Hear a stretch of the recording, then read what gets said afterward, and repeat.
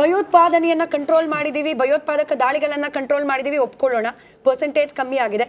ಸಂಸತ್ ಭವನದ ಮೇಲೆ ಆದ ಅಟ್ಯಾಕ್, ಸಂಸತ್ ಭವನದ ಮೇಲೆ ಆದ ಅಟ್ಯಾಕ್, ಸಂಸತ್ ಭವನದ ಮೇಲೆ ಆದ ಅಟ್ಯಾಕ್, ಸಂಸತ್ ಭವನದ ಮೇಲೆ ಆದ ಅಟ್ಯಾಕ್ ಉಗ್ರಗಾಮಿ ಸಂಘಟನೆಗಳಲ್ಲ. ನಾನೇ ಹೇಳ್ತಿರೋದು ಪಾರ್ಲಿಮೆಂಟ್ ಮೇಲೆ ಆದ ಅಟ್ಯಾಕ್, ಪಾರ್ಲಿಮೆಂಟ್ ಮೇಲೆ ಅಟ್ಯಾಕ್ ಆಯ್ತು, ಪಾರ್ಲಿಮೆಂಟ್ ಮೇಲೆ ಅಟ್ಯಾಕ್ ಆಯ್ತು. ಹೋಮಕ್ ಮಾಡಿ ಹೇಳ್ತಿದ್ದೀನಿ, ಪಾರ್ಲಿಮೆಂಟ್ ಮೇಲೆ ಅಟ್ಯಾಕ್, ಅದರಲ್ಲೂ ಡಿಸೆಂಬರ್ 13ನೇ ತಾರೀಕು ಅಟ್ಯಾಕ್, ಮೊನ್ನೆ ಆಗಿತ್ತು ಡಿಸೆಂಬರ್ 13ನೇ ತಾರೀಕು. ಇದು ಭಯೋತ್ಪಾದನೆ ಘಟನೆ ಅಲ್ವಾ ಮಹೇಶ್ ಭಾಯಿ? ಇದು ಭಯೋತ್ಪಾದನೆ ಘಟನೆ ಅಲ್ವಾ? ಮೊನ್ನೆ ಡಿಸೆಂಬರ್ 13ನೇ ತಾರೀಕು ಆಗಿದ್ದೇನು? 13ನೇ ತಾರೀಕು ಹೈಯೆಸ್ಟ್ ಸೆಕ್ಯೂರಿಟಿ ಇರಬೇಕಾದ ಜಾಗದಲ್ಲೇನೆ ಒಳಗ್ ನುಗ್ಗಿ ಅಟ್ಯಾಕ್ ಮಾಡ್ತಾರೆ, ಒಳಗ್ ನುಗ್ಗಿ ಅಟ್ಯಾಕ್ ಮಾಡ್ತಾರೆ. ಏನ್ ಹೇಳೋದು ಇದನ್ನ?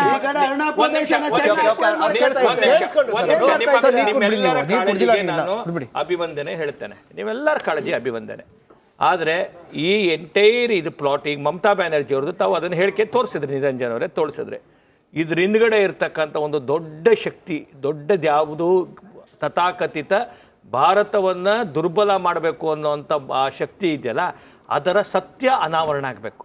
ಆ ಸತ್ಯ ಅನಾವರಣ ಆಗೋಕ್ಕೋಸ್ಕರ ನಾವು ಅಧಿಕೃತ ಸ್ಟೇಟ್ಮೆಂಟನ್ನು ಕೊಟ್ಟಿಲ್ಲ. ಇನ್ನು ಒಮ್ಮೆ ಅದು ತನಿಖೆಯ ವ್ಯಾಪ್ತಿ ಮುಗಿದ ಮೇಲೆ ಇದರಲ್ಲಿ ಯಾರಿದ್ದಾರೆ ಇದ್ರ ಹಿಂದ್ಗಡೆ ಇರ್ತಕ್ಕಂಥ ಯಾರು ವ್ಯಕ್ತಿಗಳು, ಇದನ್ನ ವಿಜೃಂಭಿಸ್ತಿರ್ತಕ್ಕಂಥವ್ರು ಯಾರು, ಇವರನ್ನ ಈಗ ಡಿಫೆಂಡ್ ಮಾಡ್ತಾ ಇರುವಂತವ್ರು ಯಾರು, ಇವ್ರಿಗೆ ಅನಿವಾರ್ಯತೆ ಏನು, ಇವ್ರನ್ನ ಡಿಫೆಂಡ್ ಮಾಡ್ತಾ ಇರುವಂತ ಅನಿವಾರ್ಯತೆ ಏನು? ದೇಶದ ಜನಗಳ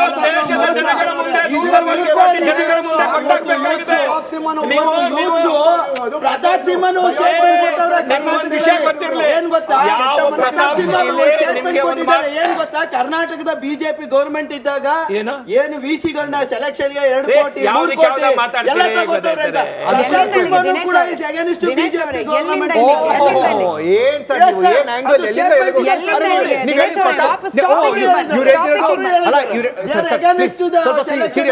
ಸ್ವಲ್ಪ ಸೀರಿಯಸ್ ಡಿಬೇಟ್ ಕೇಳಿಸ್ಕೊಳ್ಳಿ.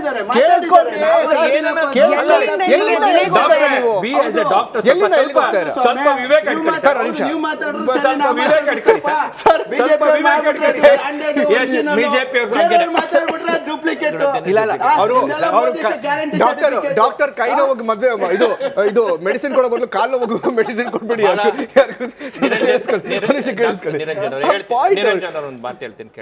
ಸರ್ ನಾನು ಮಾತಾಡೇ ಇಲ್ಲ, ನಾನು ಒಂದು ಪಾಯಿಂಟ್ ಮಾಡ್ಬೇಕಂತಿದ್ದೆ, ಕೇಳಿಸ್ಕೊಳ್ಳಿ ನೀವು. ಇವತ್ತೊಂದು ಸ್ಟೋರಿ ಮಾಡಿದ್ರಿ ನಾವು. ಆ ಟಿಕೆಟ್ ಇದಲ್ಲ ಮನೋರಂಜನ್, ಅವ್ನು ತಗೊಂಡಿದ್ ಫ್ಲೈಟು ಬೆಂಗಳೂರಿಂದ ಡೆಲ್ಲಿ. ಫ್ಲೈಟ್ ಟೈಮಿಂಗ್ ಇದ್ದಿದ್ದು 5:50 12ನೇ ತಾರೀಕು ಬೆಳಗ್ಗೆ. ಟಿಕೆಟ್ ಬುಕ್ ಆಗಿರೋದು ಅಕ್ಬರ್ ಟ್ರಾವೆಲ್ಸ್ ಬಾಂಬೆ. ಕಾಸು ಖರ್ಚು ಮಾಡಿರೋದು 6,000. ಹೇಗೆ? ಕ್ಯಾಶು.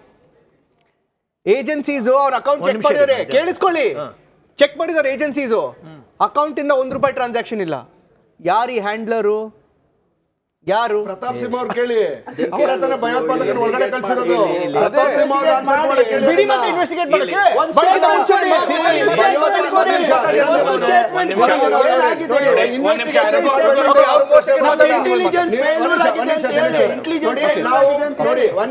ನಾವು ಇದು ಇನ್ವೆಸ್ಟಿಗೇಷನ್ ಮಾಡಿ ಅಂತ ಸ್ಟಾಪ್ ಮಾಡ್ತಿಲ್ಲ. ನಾವು ಈ ವೈಫಲ್ಯಕ್ಕೆ ಕಾರಣ ಏನು, ನೀವು ಉತ್ತರ ಕೊಡಿ ಅಂತ ಮಾನ್ಯ ಗೃಹ ಸಚಿವರನ್ನ ಪ್ರಶ್ನೆ ಮಾಡಿದ್ದೇವೆ. ಆ ಪ್ರಶ್ನೆ ಮಾಡುವುದೇ ತಪ್ಪು ಅನ್ನೋದಾದ್ರೆ ಈ ಪ್ರಜಾಪ್ರಭುತ್ವ ವ್ಯವಸ್ಥೆಯಲ್ಲಿ ನೀವು ಸಂಸದೆಯಾಗಿ ನಡೆಸ್ತೀರಾ? ಯಾಕೆ ಹೇಳಿ ಸರ್. ನಾನು ಹೇಳ್ತೀನಿ ಕೇಳಿ. ಬಹಳ ದುಃಖ ಆಗ್ತಾ ಇರೋ ವಿಷಯ ಏನಂತಂದ್ರೆ, ಒಂದು ಘಟನೆ ನಡೆದಿದೆ, ಆ ಘಟನೆಯ ಸತ್ಯಾಸತ್ಯತೆಯನ್ನು ಹೊರಗಡೆ ಬರಬೇಕು ಅಂತಕ್ಕಂಥದ್ದು ಪ್ರತಿಯೊಬ್ಬ ಈ ದೇಶದಲ್ಲಿರ್ತಕ್ಕಂಥ ನಾಗರಿಕನ ಅತ್ಯಂತ ಜವಾಬ್ದಾರಿ ಕಾರ್ಯ. ನಾವು ಇದರಲ್ಲಿ ರಾಜಕಾರಣ ಮಾಡೋದಲ್ಲ. ರಾಜಕಾರಣ ಎಲೆಕ್ಷನ್ ಅಲ್ಲಿ ಮಾಡೋಣ,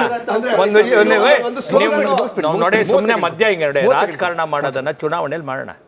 ಚುನಾವಣಾ ಭಾಷಣದಲ್ಲಿ ಮಾತಾಡಿ, 100 ಸತಿ ಮಾತಾಡಿ, ಇದೇ ಹೇಳಿ. ಆದರೆ ಈ ತನಿಖೆ ನಡೀತಾ ಇರೋಂಥ ಸಂದರ್ಭದಲ್ಲಿ ನನ್ನೊಂದು ಹೇಳಿಕೆ, ನನ್ನೊಂದು ಬಿಹೇವಿಂದ ತನಿಖೆ ಮತ್ತು ಯಾರಿದ್ದಾರೆ ಒಂದು ಮೆಸೇಜ್ ಕಳ್ಸೋಕ್ಕೆ, ಜಗತ್ತಿಗೆ ಒಂದು ಮೆಸೇಜ್ ಕಳಿಸ್ಬೇಕಾಗಿದೆ, ನಾವೆಲ್ಲ ಒಂದು ಅಂತೇಳಿ. ದುರಂತ ರಘು ಅವರೇ, ಡಾಕ್ಟ್ರು ನೀವೆಲ್ಲ ವಿದ್ಯೆ ಕಲ್ತಿರಿ, ವಿದ್ಯಾ ದದಾತಿ ವಿನಯಂ ವಿನಯಂ ದದಾತಿ ಜ್ಞಾನಂ. ಒಂದು ವಿಷಯ ಹೇಳ್ತೀನಿ, ನೋಡಿ, ನಿಮ್ಮಿಬ್ರಿಗೂ ಅದು ದೇಶದ- ಕೊರತೆ ಆಗ್ಬಿಟ್ಟಿದೆ, ದೇಶದ ಆಂತರಿಕ ನಿಮ್ಮಿಬ್ರಿಗೆ ಅದು ಕೊರತೆ ಆಗ್ಬಿಟ್ಟಿದೆ. ನಾವು ಯಾವುದೇ ನೀವು compromise ಮಾಡೋದಿಲ್ಲ. ಪಾರ್ಟಿನ ಡಿಫೆಂಡ್ ಈ ಮಾಡೋದ್ರಲ್ಲೇ ದೇಶದ- ಹೇಳ್ತೀನಿ, ಈ ದೇಶದ- ಮೋದಿನ ವಿರೋಧ ಮಾಡೋದ್ರಲ್ಲಿ ಈ ದೇಶದ ದೇಶದ ವಿರೋಧ ಮಾಡ್ತಾ ಇದ್ದೀರಿ, ಮೋದಿನ ವಿರೋಧ ಮಾಡ್ತಾ ಇರೋದ್ರಲ್ಲಿ ಬಿಜೆಪಿ ವಿರೋಧ ಮಾಡ್ತಾ ಇರೋದ್ರಲ್ಲಿ ದೇಶದ ವಿರೋಧದ ಕೆಲಸ ಮಾಡ್ತಾ ಇದ್ದೀರಿ. ಈ ಕೆಲಸ ಮಾಡಬಾರ್ದು, ದೇಶ ವಿರೋಧ ಕೆಲಸ ಮಾಡಬೇಡಿ, ಮಹೇಶ್ ಅವರೇ, ದೇಶ ದಿನೇಶ್ ಅವರೇ, ವಿರೋಧ ಮಹೇಶ್ ಅವ್ರೆ, ದೇಶ ವಿರೋಧದ ಕೆಲಸವನ್ನ ಮಾಡಬೇಡಿ. ದೇಶಕ್ಕೋಸ್ಕರ ತ್ಯಾಗ ಮಾಡಿ. ದೇಶಕ್ಕೋಸ್ಕರ ದೇಶಕ್ಕೋಸ್ಕರ ಯಾರು ಬದುಕಿಲ್ಲ, ಯಾರು ಬದುಕಿಲ್ಲ ದೇಶಕ್ಕೋಸ್ಕರ ರಘು ಅವರು ಮಹೇಶ್ ಅವರು, ಸಂಸತ್ತಿಗೆ ಸೆಕ್ಯೂರಿಟಿ ಕೊಡೋ ಯೋಗ್ಯತೆ ಇಲ್ಲ. ರಘು ಅವರು ಮಹೇಶ್ ಅವರು ಹಾಗೆ ದಿನೇಶ್ ಅವರು ವೀರಣ್ಣ ಅವರು